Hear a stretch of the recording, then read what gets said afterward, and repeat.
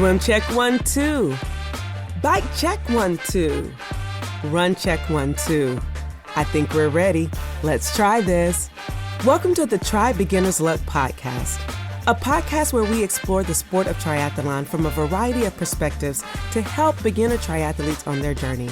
I am your host, Mashonda Shines. You guys know what time it is. Welcome back to another edition of Try Beginner's Luck.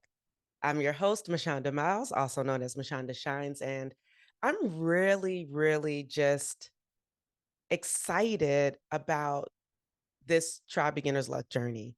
We are celebrating our second year, and you know when you're starting something, it's never easy. You have your ups, you have your downs, but what's most important is being consistent. Kind of like in the sport of triathlon where you just have to be consistent, and that consistent grind day after day, race after race gets you to the goal line. Also with that is like that stretch and stretching yourself and switching things up and making adjustments. Those are micro adjustments that allow you to become better and better with each try. Well, today I have someone with me who's not new to this by any stretch of the imagination. Let's just say they got their start at 16 years of age. What? Yes. 16 years of age, went on to college, Penn State to be exact. You may be getting some clues of who it is. While at Penn State, got their pro card. So you're a collegiate athlete, went pro, got real serious in 2015, full-time pro, and has not looked back since. From ITU to middle distance, this gentleman has excelled at each level. Let me just see if you know who I'm talking about. In 2021, he placed first in Memphis and in Des Moines. In 2022, 70.3, Augusta, my hometown, shout out to that.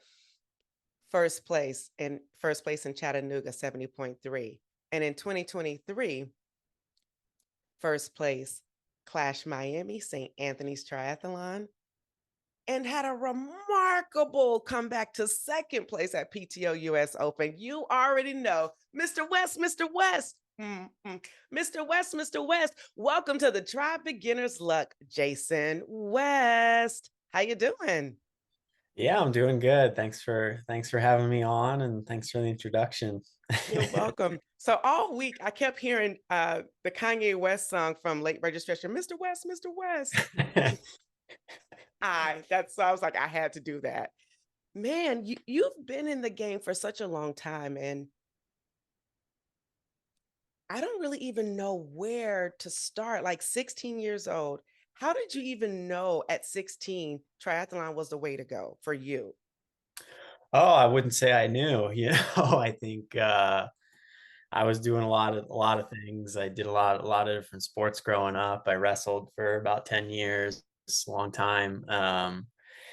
And I was doing a little bit of swimming, and I think I was kind of searching for my next thing that I was really passionate about. And I decided to enter triathlon. I did it with my dad, and he had never done any type of endurance sport in his life. Yeah, and we did that first race, and then I guess it clicked and just built from there. But yeah, I really had no idea what I was getting myself into. I had no experience in the sport, nobody around me who had any experience with it or anything. So it was almost like a random chance thing that it even happened. Yeah. It was sort of like you tried beginner's luck. Yeah, pretty much. And yeah, well, it wasn't easy. It was pretty rough. I remember it wasn't like I was super amazing at it when I first started. So yeah, I got a good butt kick in that day. I love it. So you started with your dad.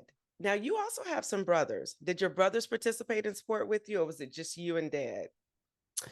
The triathlon was just Yeah, myself and my dad. My brother, who was closest in age, only about a year and a half older than me, we did a bit of swimming together, and we did a little bit of sport together as we grew up. Um, but at this point, he was he was getting into playing the guitar, which he now does for a living. He's super passionate about that, and he kind of went that way. And I was like just always into sports and athletics, and that's where I wanted to go. And um, so yeah, at that point, it was kind of like we did some different things, and yeah, I just entered it with my dad, and I bought a bike for $300 or something like that, and yeah, it's just kind of funny. So take me back to 16 years old with you and your dad training. What did training look like for you at that time? I would get home from school and just go ride my bike or go for a run. I We found some loops. Basically, I would go out with my dad, and we had some, like, 5, 6 mile loops, and we would pick like 3 or 4 of them and combine them, and just try to do it as fast as I could every day. Things like that. I would run around the block. It was a few miles. I would basically run to the end of the driveway and just boom, just nail it, running as hard as I could. And Yeah, it was a funny thing. I mean, I remember I think my dad bought like a set of clip-on aero bars before the race, and it was like the coolest thing. And I was like, oh, I don't have one of those. um, so it was very much just I have no idea what I'm doing, and I'm just excited to try it out. And then obviously I was 16, I was probably a junior in high school. And then as I got to like my senior year in high school, we actually moved about 30, 40 minutes away, but I finished my final year at the same school. So I had to have like my mom come and pick me up after she got home from work. So I would go to school, and then I would go to the Y, and I would like swim and lift or run. And then she would pick me up at like 6:30, and then I would go home and either do homework or work out again. And then basically that was every day. That's a lot. So it was an interesting time, but it was like I really wanted to do it, so it worked out well. And yeah, it was a lot of fun. All right, so we've trained for this race. Here we go. It is race day. If you can remember back to this time, what were some of your thoughts as you were driving to the race site?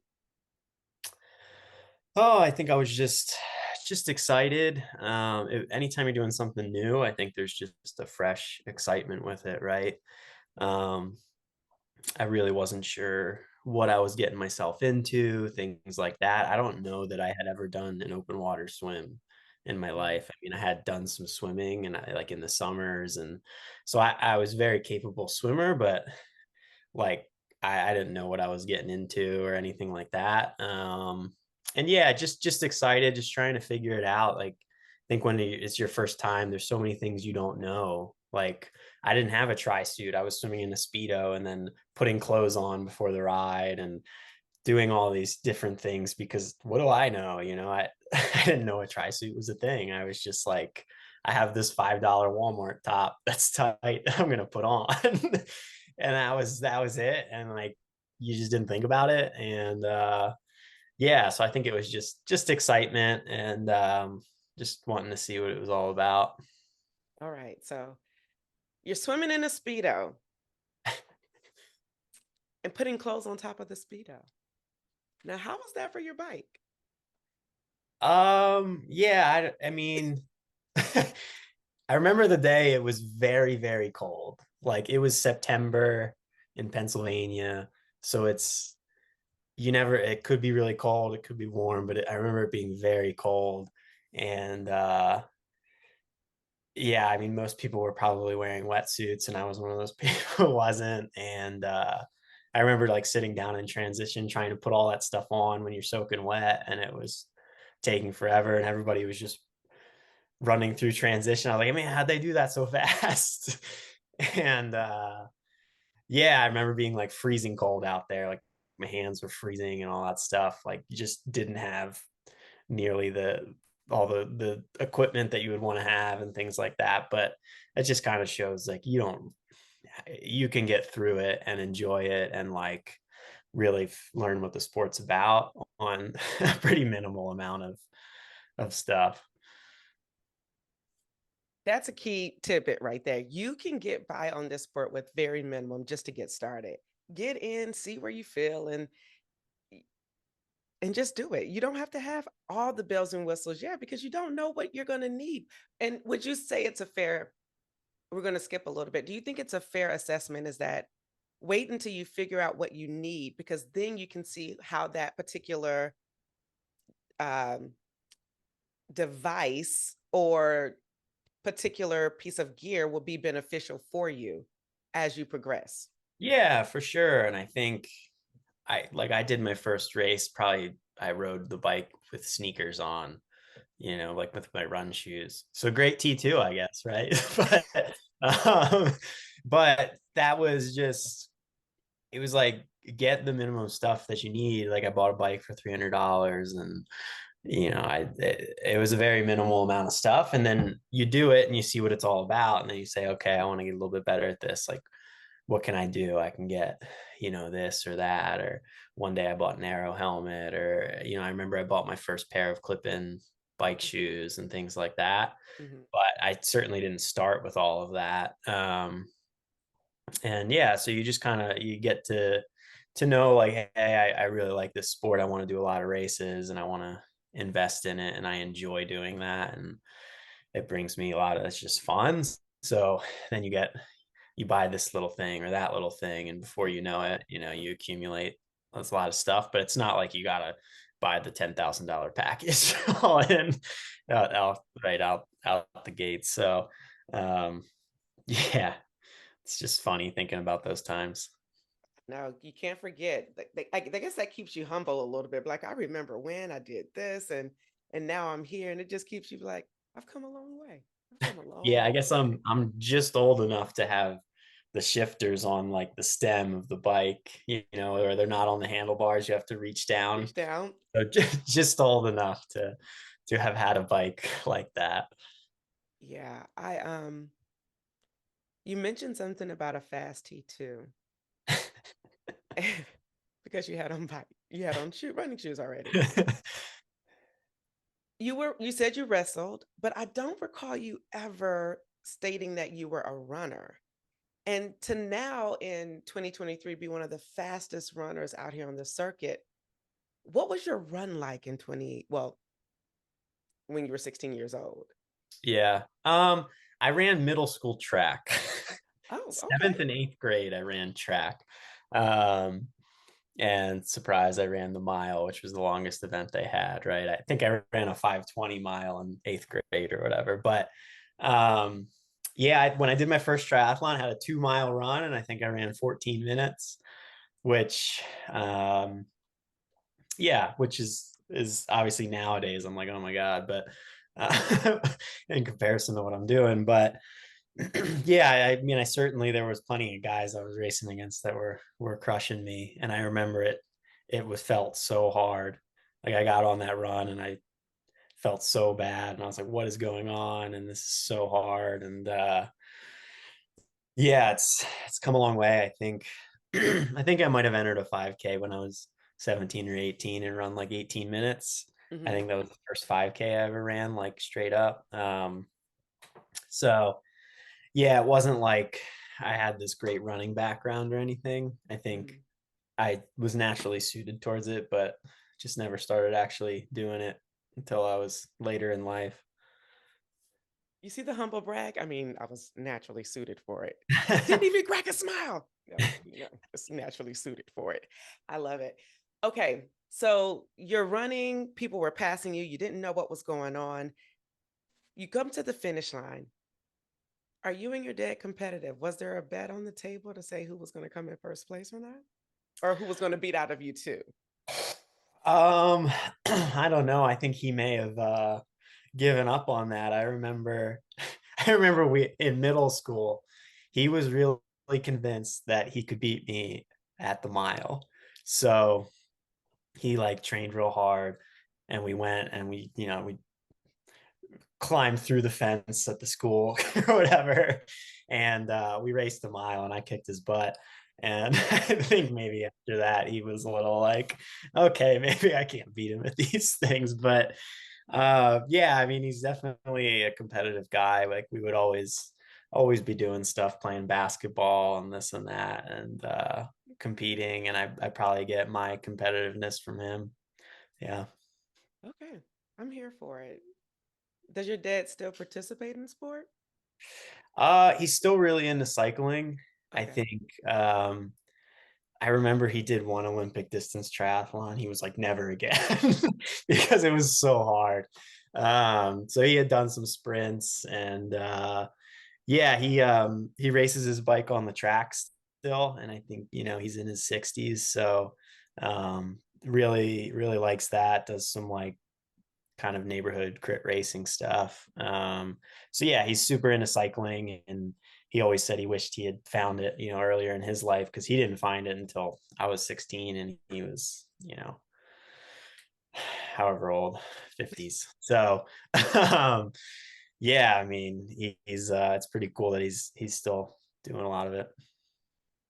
Yeah, it's interesting that your dad found it a little bit later in life, but he's still out there doing crits, and crits are intense. So Hmm. your dad is definitely next level if he's out there still doing crits. One, two, he got to pass the legacy to you and give you the opportunity to do it. And then when you have children, you can pass it on to, your children. And so sometimes it takes that first opportunity. And I'm learning so many people are just getting into it. And so the fact that you're able to try at 16, still you're way ahead of the game than some people who are just learning about it in their 30s and 40s and 50s. I'm on this group with the Black Triathlon Association, and Yvonne Spencer asked this question: when was your first try? And 90% of the people got started middle age, like late 30s or above. And it was like, oh, I guess a lot of us are having midlife crisis to get into triathlon, right? And so I just think it's admirable that it was accessible for you, because it's just not. But in the Northeast region of the world, it's popular. Triathlon is a very popular local sport that people can just be able to do. And I think that that is absolutely amazing. So you finished your first race, you do your 5K standalone. You're like, there's something to this. You go to Penn State and you're on the club team. So what was it like in college? Because in college is where you went pro. And many people don't talk about that, but you went pro in 2013. So let's talk about a little bit of your collegiate career. Yeah, it was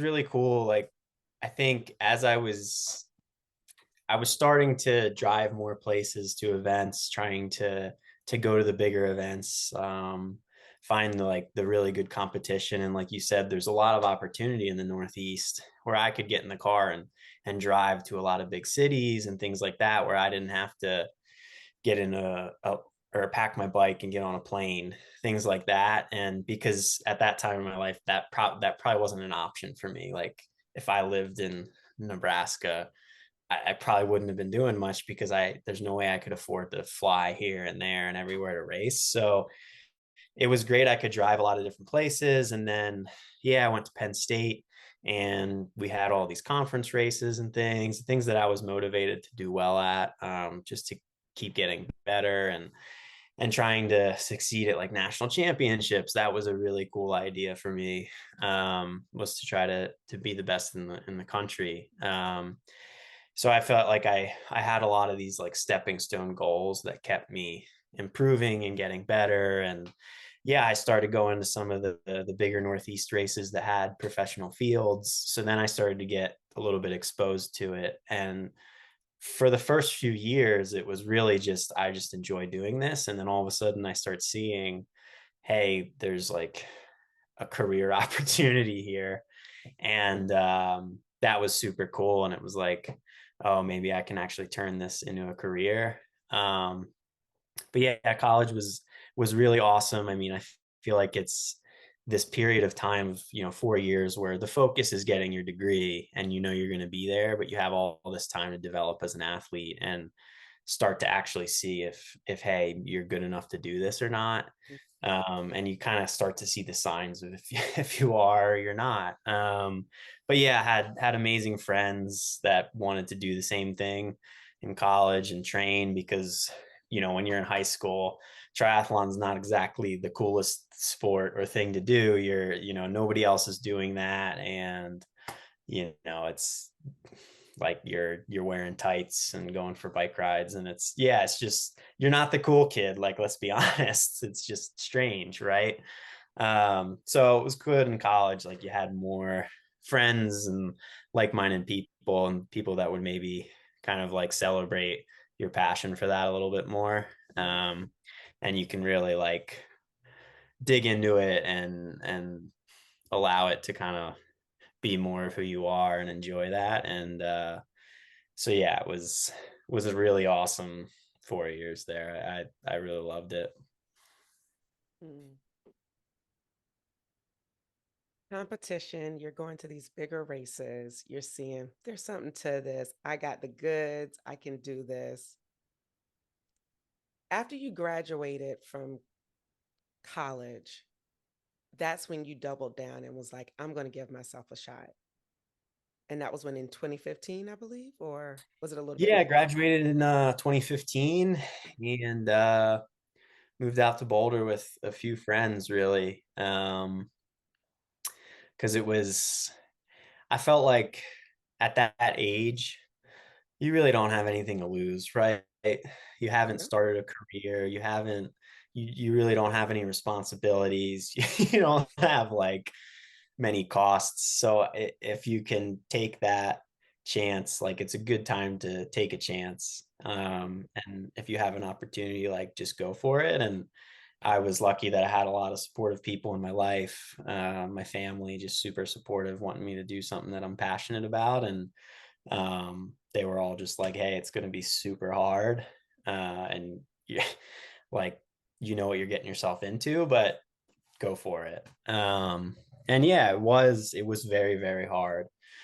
But at the end of the day, it's like you get to wake up every day and do something you love. And it took a long time. Like, I probably would have described myself as semi-pro for many years, just because you're working something else to make enough money, and maybe you're making a couple bucks in the sport, and it's like, yeah, you're a professional, but you're not really paying your bills, and Right. it's really tough. And but if you love it and you really want to do it, you're willing to work through that. And yeah, like, at that time in your life, it's just, I think it's a little bit easier to make those sacrifices. And um, you don't have any other people that are dependent on you and stuff like that. So yeah, it was not a lot of kids would probably move across the country with no job and no money and pretty much nothing. And I was just like, I'm just going to make it work, which Mm. maybe was a bit like delusional.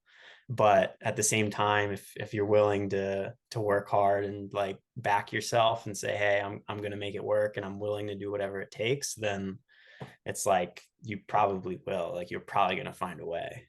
So. Mm. Work hard, the determination and the will, and you found a way. I was going to ask you about those hard moments.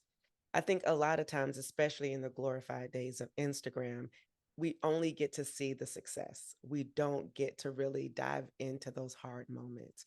But those hard moments, which I like to call those quote unquote hidden season, is where the character is built. Mhm. And I want to dive into that because you're a fresh college student. Some of your peers are off making good money at good jobs, and you're out here working hard in the mountains of Boulder, sweating, swimming, biking, and running. Where did you work so that you could at least provide food? Because again, nutrition is the fourth discipline. So you have to be able to eat good quality food to maintain. So I want to know all of these things, Jason. So tell us about some of the hard times And what did you do to push yourself through? Like you talked about your familial support, which is great because everyone doesn't have family support, but the mental part of it, because I see that mental grit that you have now, that wasn't just built. Like thinking about your PTO, like seeing you overcome challenges in that race in August. That was my first time seeing you in person, like racing. And I'm like, he's digging from a deeper place.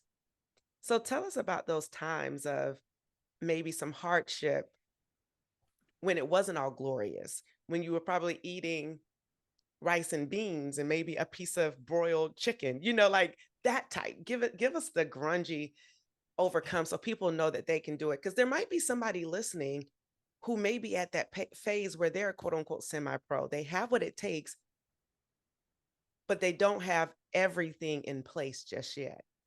Yeah.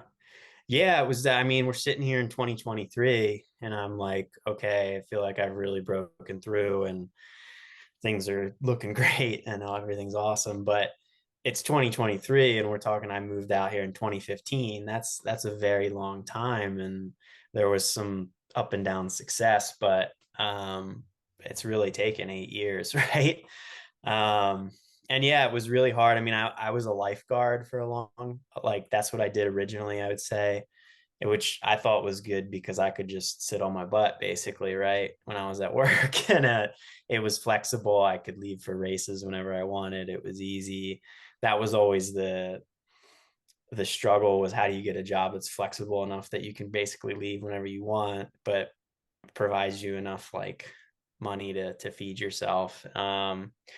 And yeah, it was really tough. I mean, I remember probably in the hardest times were um probably 2018. I mean, I would wake up 6:30, start train till probably 2, 3 o'clock, and then I would work until about 10 and then go home and I was essentially gone all day. And that's what I did every single day. And it was really hard. And I don't think you can do it forever. There's a certain time period where you can, but I would load up my food every day. Like you said, it was buckets of beans and rice in containers, and that's what I was eating like throughout the day. And yeah, it was tough. I mean, sometimes I think back and it's just like I don't know how I did it. Like I don't know that I could do it again. But those times they teach you a lot. Like you got to really want something if you're willing to do all that. And it's not like you're seeing a lot from it. It's not like you're going to work and you're working all these hours but you're getting rewarded. It's like you're just hoping it pays off, right? And there's no guarantees. It's like you put in the work and it gives you a chance, and that's it. There's no guarantee. It's not like you put in the work and it's just guaranteed to happen. Like all it does is give you a chance. And yeah, it takes a lot of faith, a lot of belief in yourself to do that. And yeah, now I think like life obviously is a lot better than that and a lot easier, but at the same time I have that strength in me and now I can apply it really just to my training and racing. And it's like the amount I'm able to get out of myself now is so much, I think, because I'm able to put all of that into it now. And yeah, it just teaches you a lot, calluses you, and it also gives you like just such a great appreciation for life. Like the all the things that great things I have in my life now are, just a result of all that hard work. And I appreciate them all so much. Just gives you a lot of really good perspective in life. And yeah, I mean, certainly has turned me into the person that I am today. Mm. Need to go ahead and pass the offering plate, Jason, and give you a whole offering because that was good. That was real good. I think one of the things that you said, and I don't think I've ever heard it put this way, is that working hard gives you the chance. It doesn't guarantee success, but it gives you a chance. And what you do with that chance is up to you, essentially. And so I love that you stated that the hard work, and clearly I know something about that beans and rice lifestyle. Yeah. You know, so I didn't even know that was what you really ate, but I kind Yeah. of, that's like the the journey of, you know, if you don't have a beans and rice type season in your life, you ain't something Yeah. something ain't right. Like, unless you're just born with a different type of spoon in your mouth, silver, copper, gold, whatever. But that beans and rice life it just it hits different. It's a little bit different. And so I appreciate you for confirming the beans and rice lifestyle. Because listen, speaking of beans and rice, what was your favorite beans and rice meal back in the day? Was it black beans, pinto, garbanzo? Oh, it was black beans, rice, vegetable oil, salt and pepper. Although one time I got this Cajun spice and then I dumped that on and just mixed it up. And like all month I did Cajun beans and rice. Listen, come on, you had flavor months. You had Cajun months. Did you? Uh, man, I can. Yeah, you were in that life. You was about that life. You was about that life. I'm here for that. Cajun. So now, if you were to have beans and rice with your wife, how would you make some beans and rice right now in 2023? Yeah. Oh, we do I do a lot of like stir fry rice or like kind Oh, of like fried rice these days. Uh, mm-hmm. my wife really likes it. So I do like rice and veggies, maybe some beans, a little bit of meat, and I spice it up real good. And Mm, um yeah, it's funny that it's almost kind of like really close. But I've always believed in really simple eating, and I think simple, clean ingredients, stuff like that. mhm, And it it's like I almost feel like eating well is like almost a little bit cheap and stuff because if you keep it simple, it's usually really good for you. And mhm. um, so yeah, I've tried to continue to keep it simple and things like that. But yeah, I enjoy cooking a lot. So All right. yeah. So from beans and rice, sometimes with a little Cajun flair, to now an elevated stir fry rice. Come on, Jason, you better get real for the people and let them know that's some good, as they say, that's good eating right there. That's good. Um, all right, so the grind, the beans and the rice. When would you say was your breakout years becoming a true professional of just being on the ground where you started to see the fruits of your labor? Yeah, I felt like I had almost two waves of it. Mhm. I think in 2018, I remember at the beginning, I was working like 40 hours a week, training full time. And I was just like, I can't do this anymore. I have to like, I'm either going to break through or I'm just going to move on with my life. So I remember I quit one of my jobs. I was working like three jobs just to like piece it all together in the way that made sense with my schedule. So I was like, all right, I'm going to quit like one or two of my jobs and I'm just going to like go all in the next 3 months. And if it works out, it works out. And luckily it did. I ended up, I remember I was like third at St. Anthony's, was one of my biggest early results. And, um, I remember I made like $4,000 or something, and I was just like, this Woo. is like the craziest thing ever. And then I remember I won the Philadelphia triathlon, and I think I made like $5,000, and I was like, it felt like my life was totally different, right? It was like life changing. But yeah, I started to perform, and I think yeah, probably part of it was just betting on myself that I would get it done. Um, and then yeah, started having a lot of success, a lot of consistent podiums on like the non-draft Olympic circuit, which at that time there was more of it. There was the Escape Series, there was New York City and Alcatraz and St. Anthony's. There was a lot more of it around still. And yeah, I mean, that was eventually I had then quit all my jobs and I was just like, man, this is insane. And felt like I was finally living the dream, which took me 3 or 4 years to get to that point from the time I moved, and then COVID, and then I was thrown right back into it. I had to start working again. I was doing personal training and back meeting clients at the gym at 5:30 in the morning or whatever, and carrying heavy stuff around all day and then training. And so then I had to do it again, and that was really tough. And then in 2021, yeah, I started to just break through again. And I was like, okay, back on track. And everybody had their challenges through that time. Like it was hard for me, but I'm sure it was harder for others. So um, yeah, and then just really got back on track, and then here we are a couple years after that, and finally feeling like I'm hitting my prime and seeing more of my potential. Yeah. That COVID year, man, what a doozy for so many people. But the fact that many people may not know, so you have your BS in kinesiology. Hmm. And so that's probably an easy transferable skill to get your, personal training, certification. So you had something to fall back on. Again, you've just really set yourself up to always,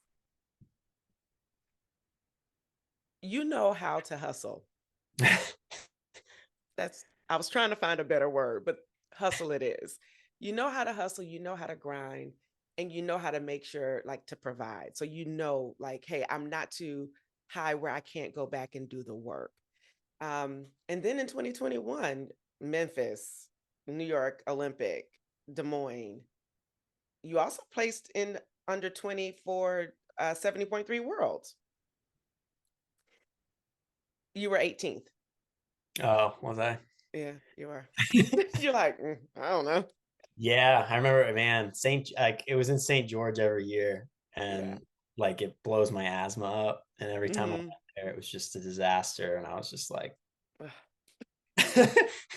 so I felt like I was putting in all these good performances, and then I go to Worlds, and everybody was like, "Ah, he sucks." It's just Mm, like, mm, mm. oh man. So yeah, but yeah, that race, and I remember in Des Moines in 2021, I was like, I think I got a couple races left in me, and then I'm gonna have to retire if it doesn't happen. And I was able to win that day, and then I won in New York City and stuff. And then it was like, yeah, that kind of skyrocketed everything.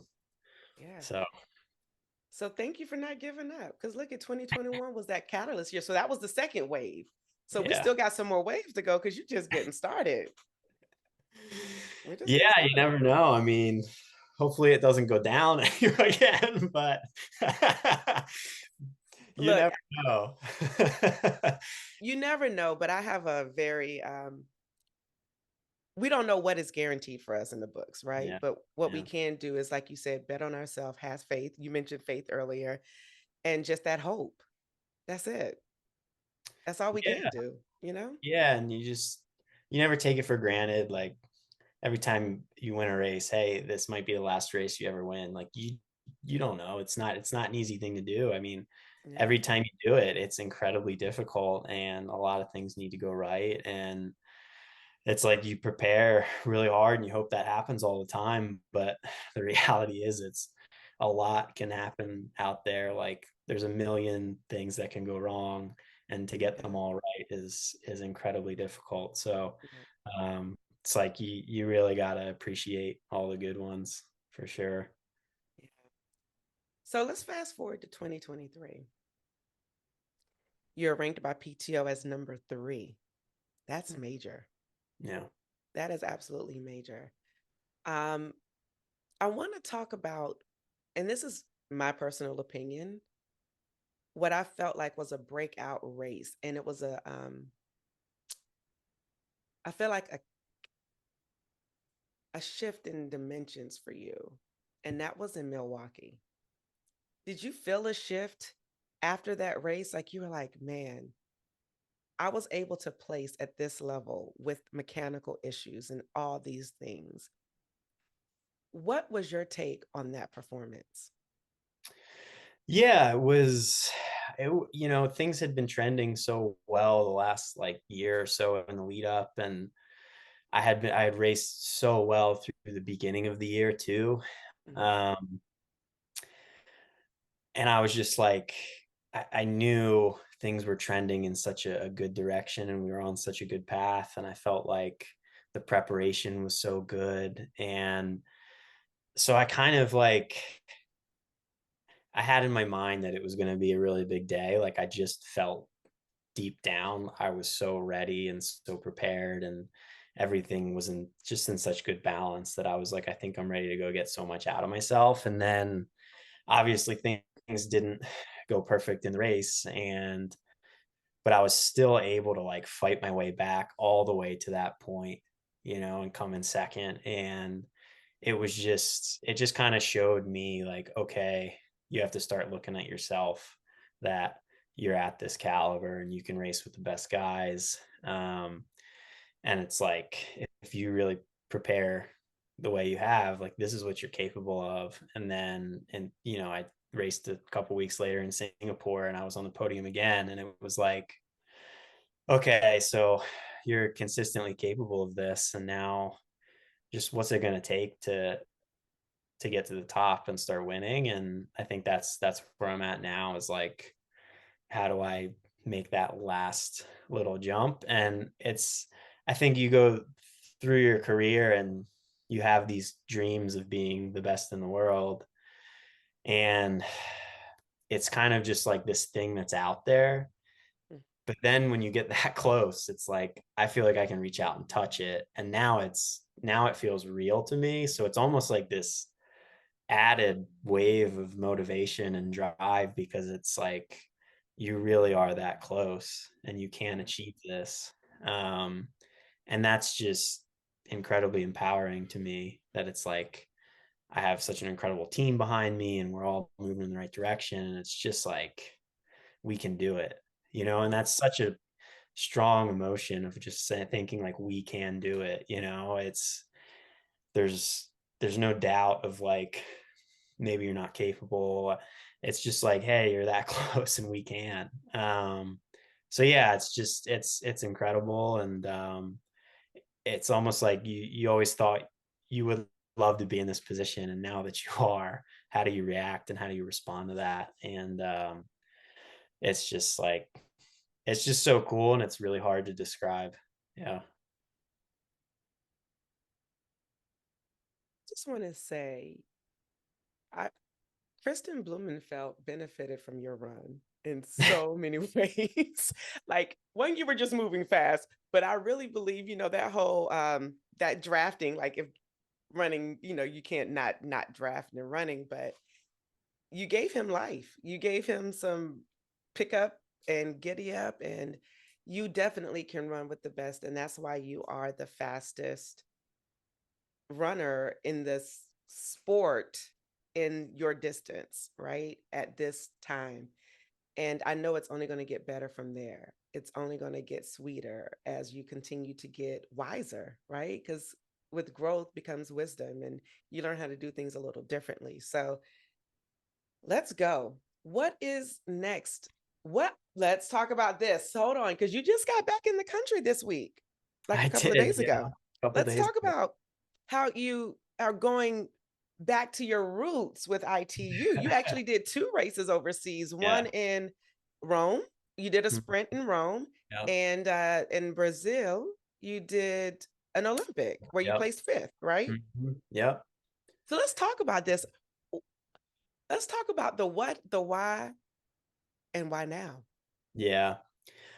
Yeah, so this year was interesting. Our championship season, you could call it, like the biggest races, were Mhm, all over at the end of August. So for me, I didn't want to end the year, especially because I got sick for Worlds and I wasn't able to race. And I was like, I want to keep progressing. And for me, it was mostly, what is going to continue to make me better? mm, So, what's going to motivate me to get better? What can I work on that's going to make me better in the long run? And the idea I came up with was going back to short course, draft legal, world triathlon racing. And I think, I'm just a different person. I've gotten a lot better. I'm in a different place in life, and I thought, I want to see how I can do. And mhm, the the door to the Olympic team like is kind of left open right now by the men a little bit. And if you can go out there and have some big performances and show that you can do it, maybe you can get on the team, which is obviously, anybody who grows up loving sport, the Olympics are kind of the pinnacle of it mhm. all. So if there's an opportunity to do that, maybe I can go after it. And so I was like, let's go for it. And USA Triathlon was on board. And yeah, I got butt kicked in Rome, that's for sure. And I was like, wow, okay. But I told myself, give yourself one. It's been a long time. And then you have another opportunity next week in Brazil. And yeah, I went fifth place, which is my best World Cup result ever. So I felt like I came back on 3 weeks of training for it, and I was, I'm ready to be better than I ever was before. So I do think if I really focused on it, I could continue to see some more improvement, and Mhm. you never know. So, um, but it's a tough lifestyle. I think you're gone a lot, and it definitely reinforced for me that I don't want to do it that way, because I was a bit miserable because I was gone for about 3 weeks. And I think you get to a point in life where you create a really great life with great people around you, and being gone all the time is just not, it's not fun. Like I love being home with Jess and my dogs and being in my home, and like I wake up every day and I live an amazing life. Like if I had to describe my perfect day, it's not that far off of what I do on a daily basis. So I think I found how I get the most out of myself. And so if I can continue to work that in a way that provides balance in my life, then I think, I'll do that. And so, yeah, at this point, it's looking towards next year for some more opportunities there, and maybe making a push for the Olympic team. But it was really exciting, and just a new thing. And I think it's lit a little bit of a fire under me with some things I need to get better at. And that's kind of the goal, right? Was to maybe go out and get my butt kicked and understand how I can get better. So I think it'll serve me pretty well for the future. Yeah, I'm excited for you. I'm excited for the journey and the Olympic hopeful. Like it's right there and you can taste it. So I'm excited to see what's going to happen next. All right, Jason, what advice would why are you laughing at my question? You don't even know what I'm about to ask. All right. You've been in the game, if my math serves me correctly, 14 years. You're Yeah. 16 years old. You're 30 now. Or are you 31 now? Yeah, I'm 30, man. 16. My math all right. I got 14. 14. That's what I said. Yeah, yeah. 14. There we All right. go. 14 years of wisdom. What would you say to that beginner who's just starting and or on the cusp of wanting to try? Yeah. Oh, I would just say don't be intimidated by any of it.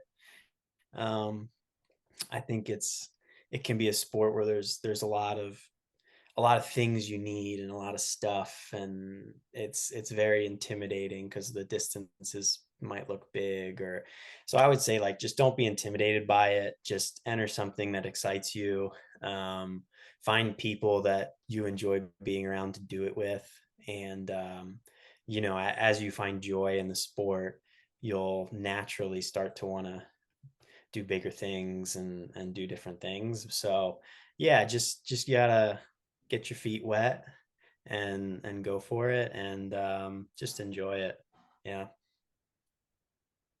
I'm so glad that you said find some people who you enjoy it with because this season I'm focusing on like clubs and teams and friends who try together, right? And so you make speaking of, you have a good tribe around you. Let's talk about some of the tribes that support you in your efforts. I can call them out if you want me to, but I would like you to call them out.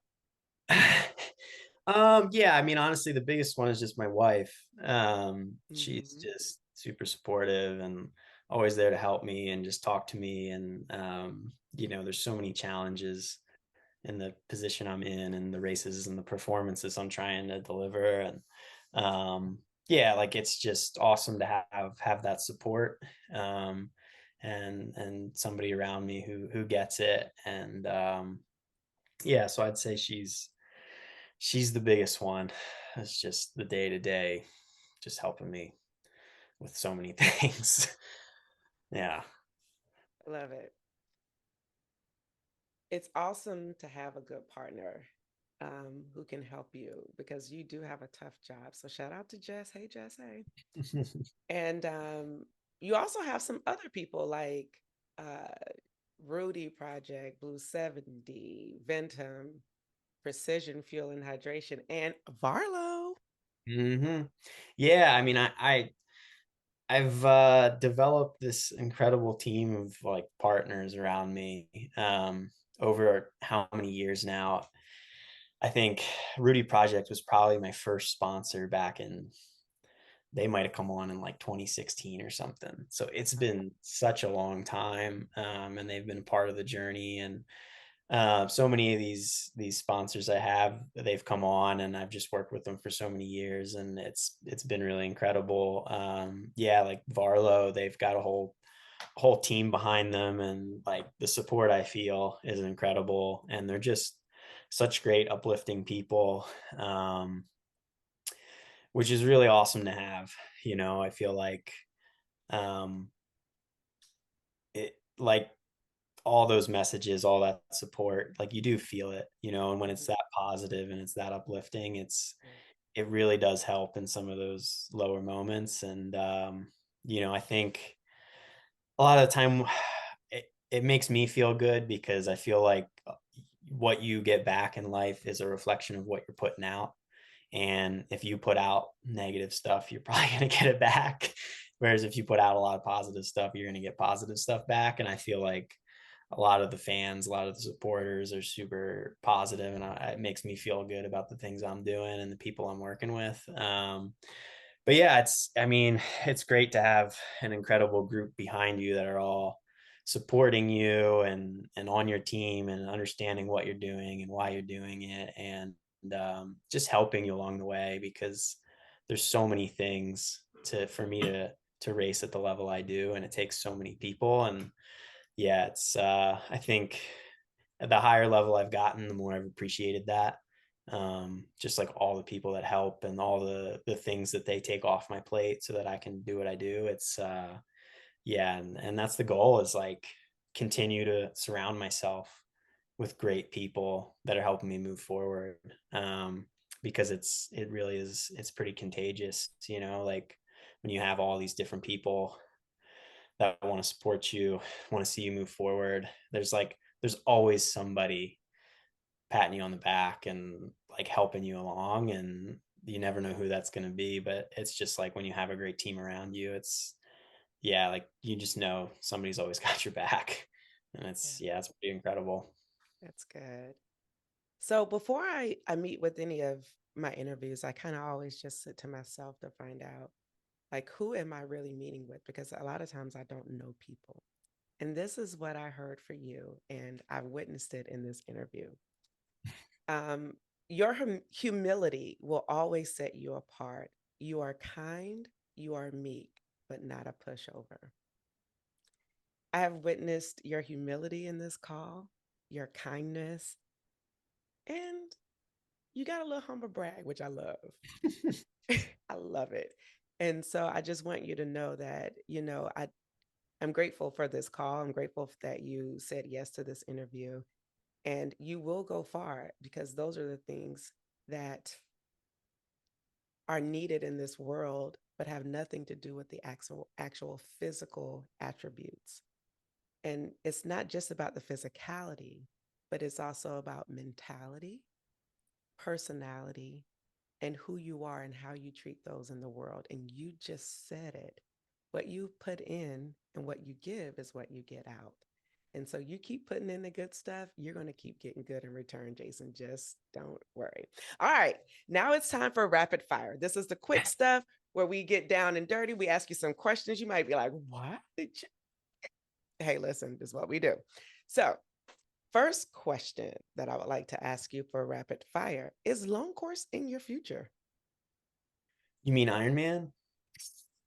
I mean, long course, because there's long course and then there's the brand Ironman. So I'm saying, will you be doing more than 70.3 at any time in your future? At any time, yeah, definitely. All right. Now that we got that out the way,